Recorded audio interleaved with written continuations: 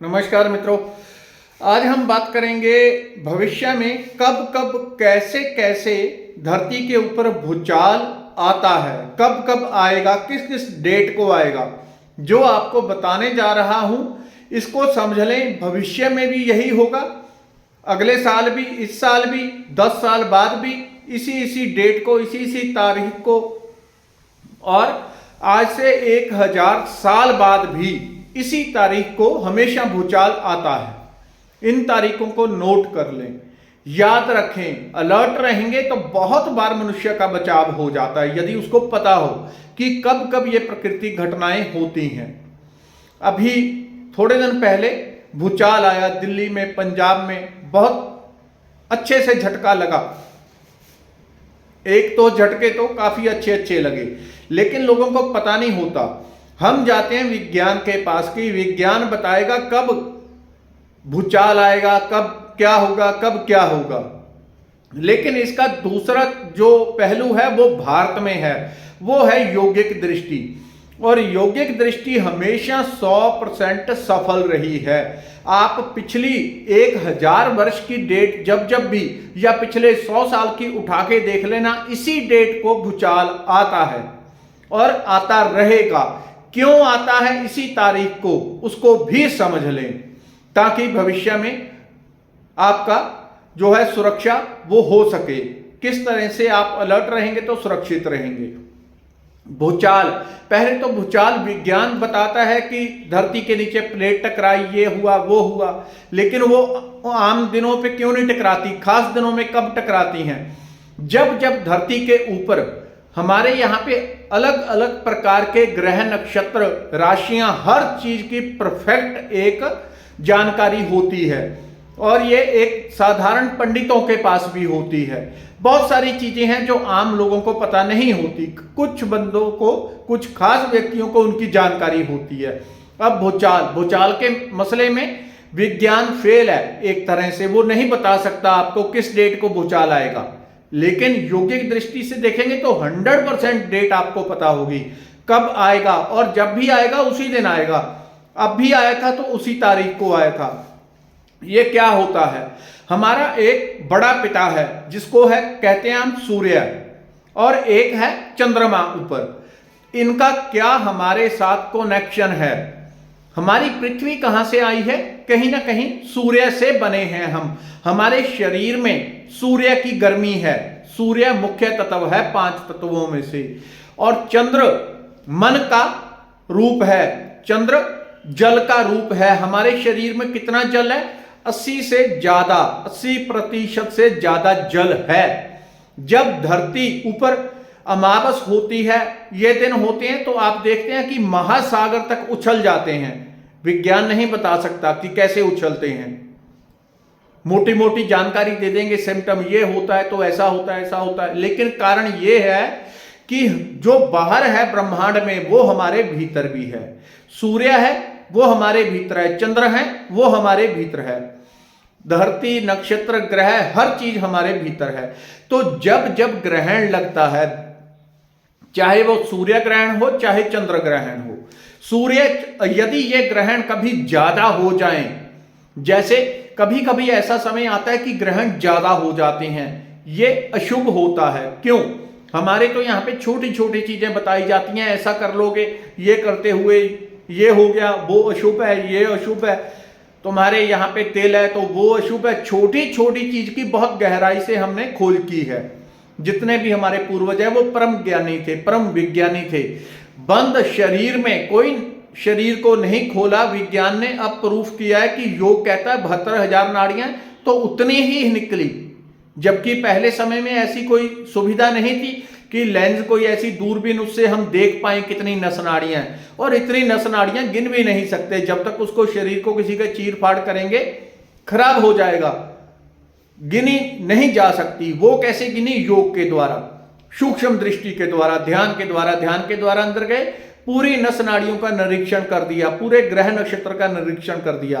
तो जब जब धरती के ऊपर चंद्र अथवा सूर्य ग्रहण लगता है, उसके बाद जो भी अमावस्या आएगी या पूर्णिमा आएगी, उसी दिन 90% चांस है कि उसी दिन ग्रहण लगता है।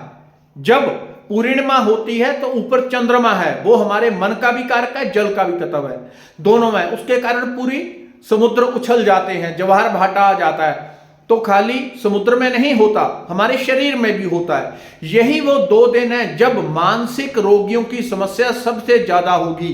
धरती के ऊपर इस बात की गारंटी है कि जितने भी लड़ाई झगड़े होंगे, जितने भी अधिकतम रोगी, मानसिक रोगी जाके डॉक्टरों के पास पहुंचेंगे, लोग परेशान रहेंगे जो डॉक्टरों के पास नहीं पहुंचेंगे, अमावस्या अथवा पूर्णिमा को, जब धरती के ऊपर पूरी तरह से चंद्र की रोशनी चली जाती है या पूर्ण होती है।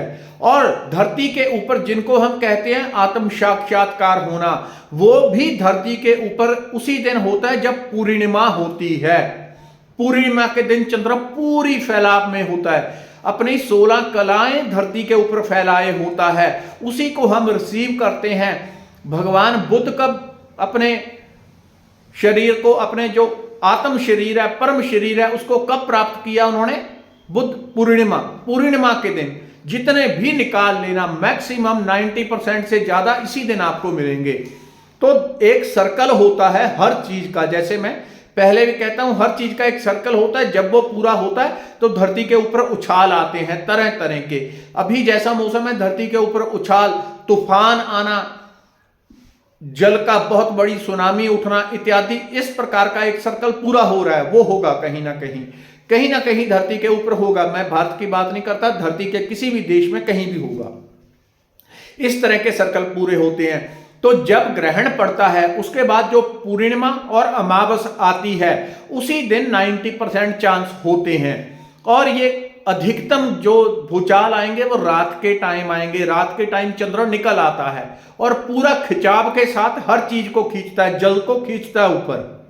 जल उसी का कारक है, तो जल को खींचता है। धरती के अंदर जो जल है वो भी उफान मारेगा, चाहे वो लावे के रूप में है चाहे किसी और रूप में, वो उफान मारेगा तो धरती कंपित होती है, धरती में भूचाल आते हैं। और दूसरा, जब ग्रहण होता है उसके 40 दिन पहले और 40 दिन बाद के, ये प्रमुख होते हैं भूचाल आने में। यदि कभी ऐसा हो कि इन 2 दिनों में भूचाल ना आए, ये 10% भी नहीं है कि ना आए, आएगा इसी डेट को। लेकिन यदि कभी नहीं आता, 10% चांस मान लो पूर्णिमा और अमावस को भूचाल नहीं आया, तो कब आएगा? वो आएगा तभी जो 10% टाइम, मैंने अब बात करते करते मैं भूल गया, ध्यान कहीं और चला गया, तो ये भी ध्यान की एक समस्या होती है। लेकिन 10% जो चांस होंगे वो आएगा 40 दिन पहले या 40 दिन बाद में। यानी कि जब ग्रहण होगा तो आप अलर्ट रहें। जब ज्यादा ग्रहण हो जाएंगे इकट्ठे, बहुत ज्यादा, 2 ग्रहण लग गए, सूर्य ग्रहण भी, चंद्र ग्रहण भी लग गया, तूफान भी उठेगा। क्यों? क्योंकि चंद्र सूर्य का ग्रहण लगा है, वो अग्नि का कारक है। तूफान भी उठेगा धरती के ऊपर, बड़े बड़े भवंडर उठेंगे। अभी पंजाब में ऐसा मैंने पहली बार देखा कि ट्रैक्टर ट्रालियां तक उलट गई। ये पहली बार मैंने देखा ऐसे भवंडर उठते हुए अपने जीवन काल में, ना कभी सुना ना देखा। पहली बार हुआ कि ट्रैक्टर ट्रालियां तक उलट गई। और अगले, अभी बसंत ऋतु चल रही है, अगले आने वाले दिनों में बहुत ज्यादा, ये एस्ट्रोलॉजी वाले बता रहे हैं कि क्योंकि बृहस्पति अस्त हुए हैं, तो वो उनकी प्रेडिक्शन है, मेरी नहीं है, कि धरती के ऊपर अधिक बरसात होगी, जो कि अभी आज भी हो रही है और बेमौसमी हो रही है। तो इन दिनों में अलर्ट रहें जब ग्रहण लगते हैं। यदि ग्रहण 1, 2, 3, 4 कभी इकट्ठे हो गए तो धरती के ऊपर बड़े लेवल पे विनाश होने लगता है। यह एक सर्कल पूरा होता है चंद्रमा का और सूर्य का। तो अब आपको समझ में आ गया होगा कि जब ग्रहण लगेगा उसके 40 दिन पहले, उसके 40 दिन बाद में, यही सर्कल सदियों सदियों तक चलेगा। और मैक्सिमम डेट जो होगी वो पूर्णिमा होगी, अमावस भी होगी। अभी 15 दिन 10 दिन पहले आया, वो अब मेरे को याद नहीं, उस दिन अमावस थी, उस दिन भी अमावस थी, उसी दिन भूचाल आया। मैं अपने नित्यनेम पे बैठा हुआ था, लेकिन बैठा बैठा मैं पूरे आसन से डोल गया कि ये क्या हुआ। तो उसी दिन आया, और पहले की डेट भी आप कैलकुलेट कर लें तभी आएगा। उस टाइम पे अलर्ट रहें। यदि ज्यादा ग्रहण हो गए हैं तो समझे धरती के ऊपर कुछ ज्यादा ही उछाल आएगा, कई तरह से विनाश होने की संभावना होती है। धन्यवाद, नमस्कार।